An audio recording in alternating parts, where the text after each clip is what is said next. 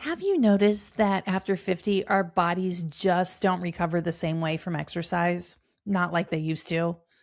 Yet in the back of our mind, we know that muscle is key to our longevity and our life and our health, and we don't want to lose it because that's a real threat in menopause. But here's the thing.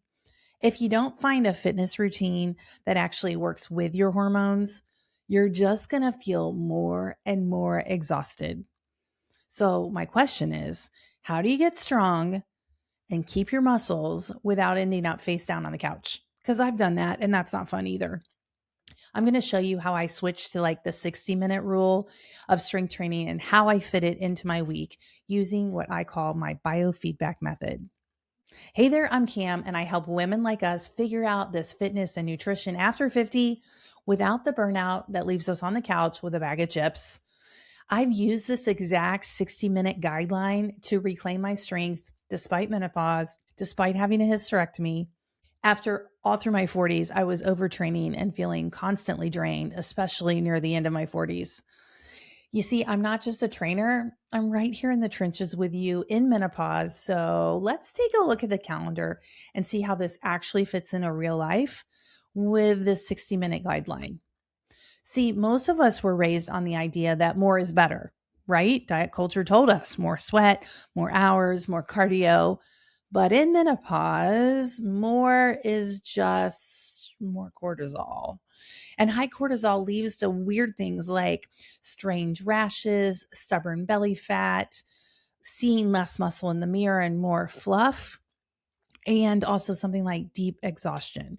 For me, it feels like wired and tired behind my eyes, like my brain is just won't stop. When I feel that, I know I'm doing too much. The 60-minute guideline is super simple.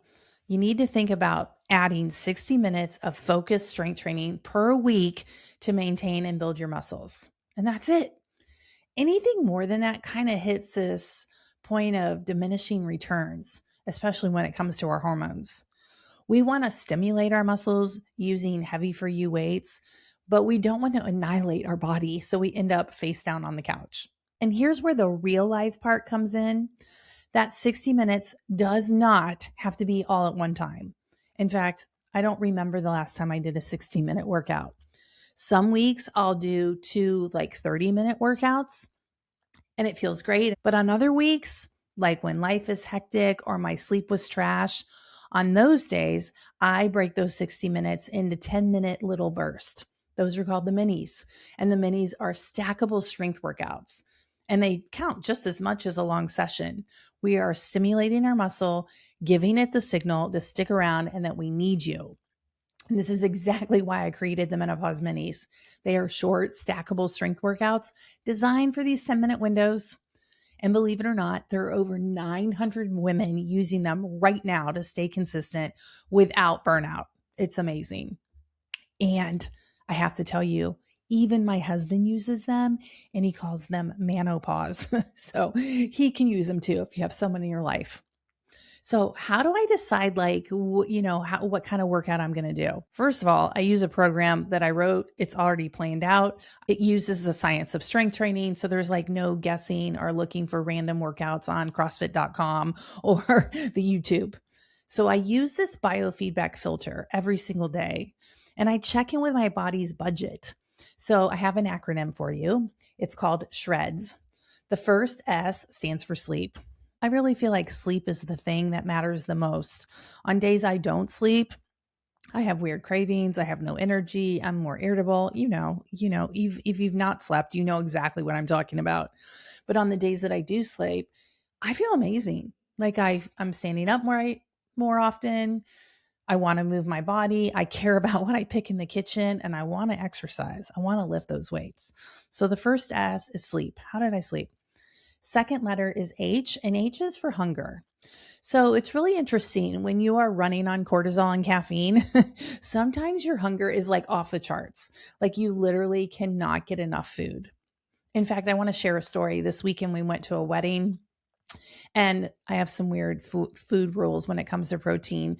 And there wasn't a protein that I was going to eat.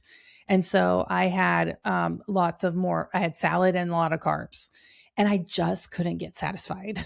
So when you're feeling hungry like that, that could be a sign of stress. On the other hand, when I was going through a divorce, I had no hunger. In fact, when I was coaching in real life in person, I could always tell who was going through a divorce. Their body composition changed. So some people under stress don't eat.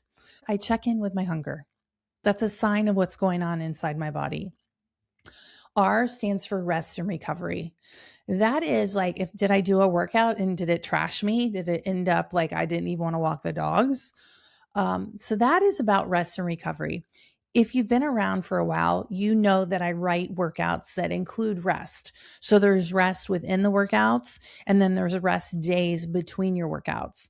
That is actually part of the midlife protocol when it comes to midlife muscle. E stands for energy. And there are things that we do in our life that actually give us energy. Maybe it's people, maybe it's sitting in the sun or taking care of yourself. But how is your energy for the day? Do you have that get up and go? Could you go to the gym and like lift heavy for you and actually get a good workout in? Or are you running on fumes? D stands for digestion. I always check in with my digestion. We talk about the Bristol stool chart all the time in my one-on-one clients and in my group. What is happening? That is like your body's instant feedback, like every single day. And then the last S is stress. Now, I would say my definition of stress has evolved over the last 7 years of menopause. In my 40s and in my 30s, being stressed out was like a badge of honor.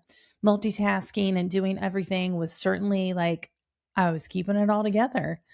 But on this side of life, in menopause, no. Stress empties your bucket faster than anything.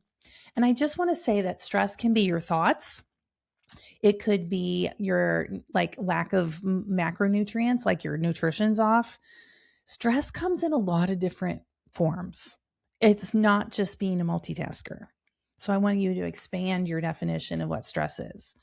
So those are the guidelines I use for my biofeedback. If I wake up feeling energized, I might go for a longer strength session that day.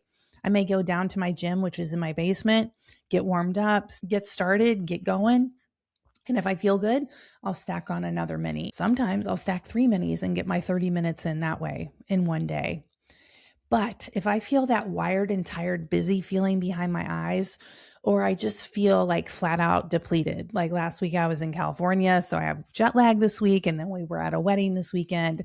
So I'm kind of like running on empty. Today, when I went down to the gym, it was literally, I did the big 6 lymph drainage, and I just did a really short 10-ish minute body weight circuit. I did some squats, I did some ring rows.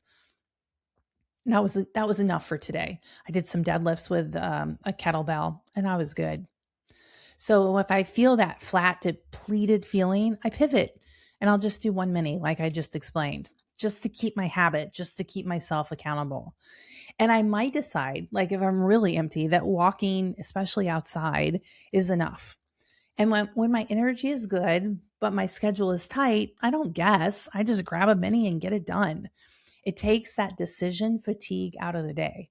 Like the program's already done. Like I don't have to think about it. I know that it has all the elements I need to get a good workout in. My week also includes like strength is definitely my anchor. One of my personal goals is to have 50% of my body weight actually be skeletal muscle.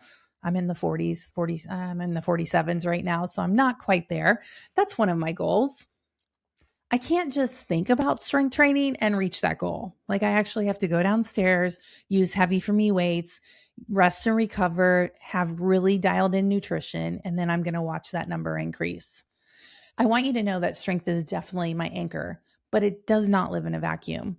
My week also includes the other keys to midlife fitness, and that includes movement, daily walking. We call it non-exercise activity.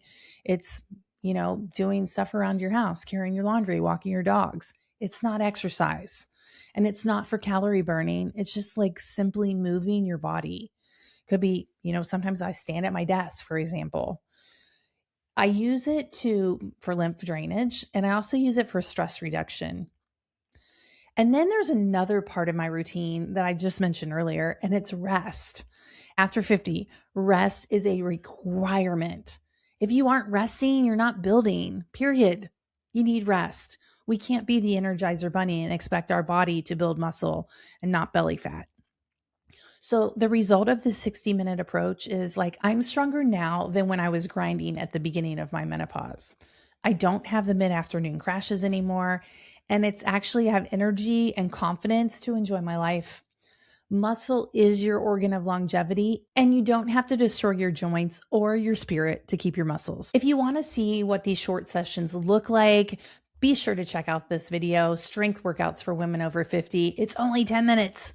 It's the perfect way to start your 60-minute a week goal.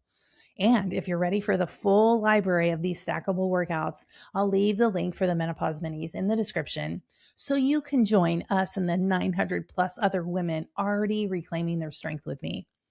Thanks for being here. I'll see you next week.